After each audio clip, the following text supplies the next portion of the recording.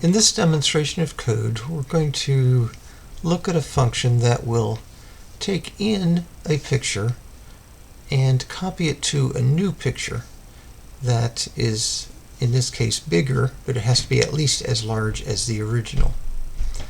And so it's just an exercise in looking at how we can copy pixels from one picture to another picture. So let's take a look at what we have. We've defined a function called copy to new picture.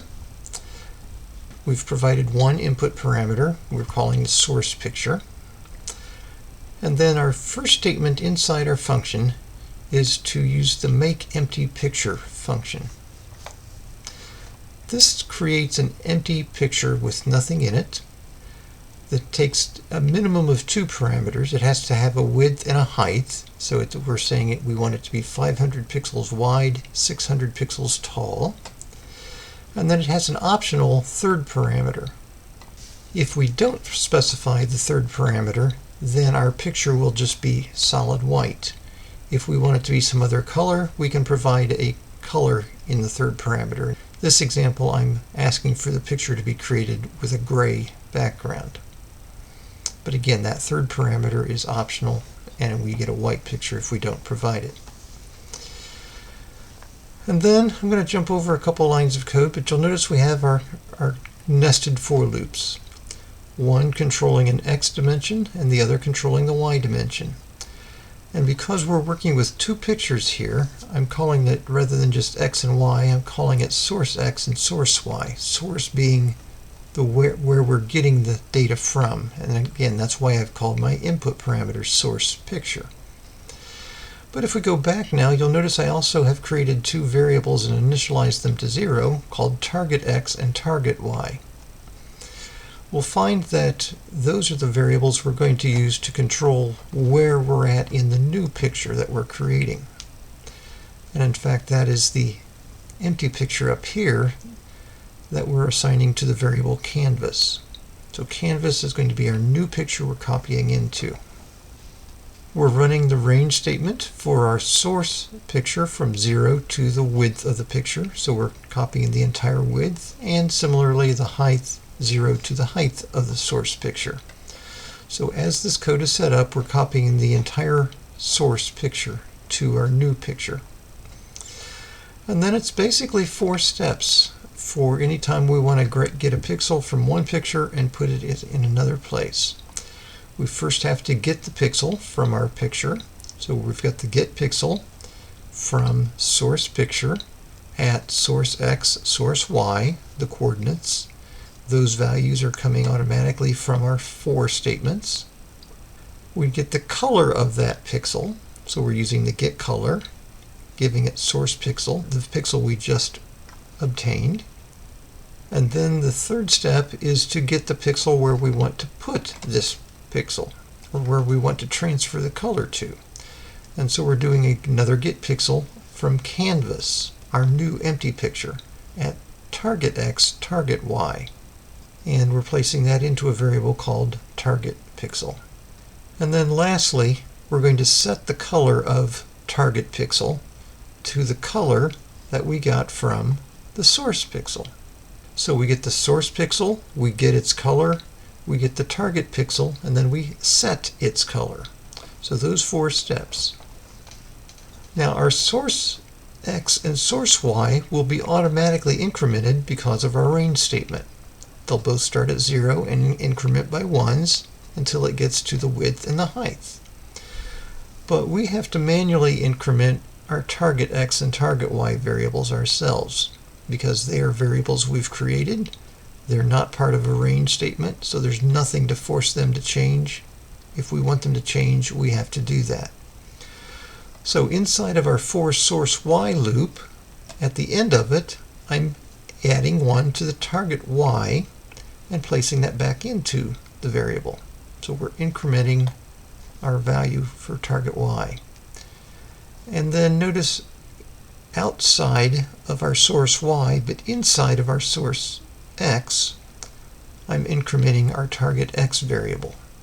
It's important that not be inside the source y, because then we would be incrementing it too often. We only need to increment the target x value every time our source x value is changing, which is basically at the end of the source x loop.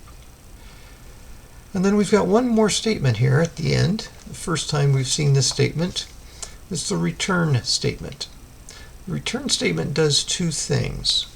One, when that statement is executed, it stops all execution of the function it's in and returns to control to whatever function called it.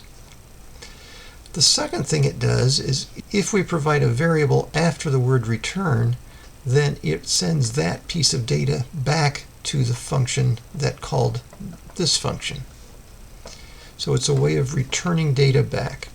So again, two things. It stops execution of this function, and it returns data if we provide data to be returned. And so an implication of this is when we call this function, we will need to assign the function to a variable because that's the only way we're going to get the data back. Now you may wonder, why do we need to return canvas? That's the picture we're creating. Because we've been building lots of functions that modify pictures where we've given it a picture as an input parameter and we've not had to return it before. Because of the way Python works, pictures are what we call objects, and we'll talk more about that later in the semester. But they're objects, and objects are automatically available from the function that calls the second function. We don't have to return them because they originated in the other function. In this case, we're creating something new. We're creating a new object that hasn't existed before, that being canvas, but it starts out as an empty picture. Since that doesn't exist anywhere, if we want it to exist outside of this function, then we have to return it to get it out of the function. So let's see how this runs.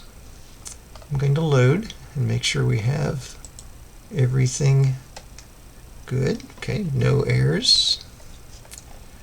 I'm going to come down here. I'm going to create a picture to give to this function, the source picture. So I'm calling it the make picture, pick a file. I'm going to choose the Big Ben picture in JPEG images. And then I'm going to call my function. And notice I've got copy to new picture and then pick. That's the copy of Big Ben I just created. And notice that I'm assigning this function call to a variable. I'm calling it new pic. And again, that's because copy to new picture is returning a value to us, and the only way for us to get that value is to accept it into a variable. So let's go ahead and press enter. We've got our prompt back, so it's finished. So now let's explore new pic. And I press enter. It opened it off camera, so I'll drag it in. And there is our Big Ben picture placed into this larger 500 by 600 pixel gray picture. So it started out all gray, but we've copied pixels in starting at the 0, 0 mark, the target x 0, target y 0. And so it's copied the entirety of our Big Ben picture, but areas where it was bigger than the Big Ben picture are the gray from the original empty picture. One more quick modification we can make to this before we wrap up the video. What if we don't want to start copying our Big Ben picture in the very upper left corner? Maybe we want it to start like down in here and have some gray area all the way around it. So let's see what that would look like.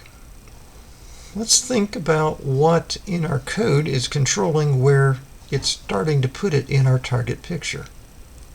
Well, we have the source x and source y, but that's controlling where it's coming from, where it's getting pixels from the source picture. But we have the target x and target y that are starting at 0. Each time through their respective loops, we're adding 1 to them. And so the target x and target y is actually what's controlling where it's going into our canvas, our empty picture. So what if we said something like target x equal 100 and target y 50. That would be starting those values at 150 rather than 0 and 0. And so the very first pixel it puts into the new picture, into Canvas, is going to be at the coordinates 150 instead of 0, 0. And then each time through the loop it's going to add 1 to it and gradually move across and down like it needs to. Well, let's see if it works. We'll load the program.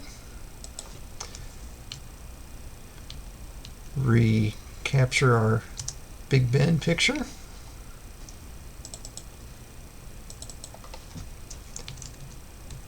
Run our copy to new picture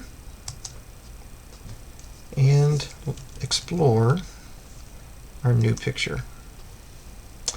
And there it is. So instead of starting in the very upper left corner at 0, 0, it started at x 100 and y 50.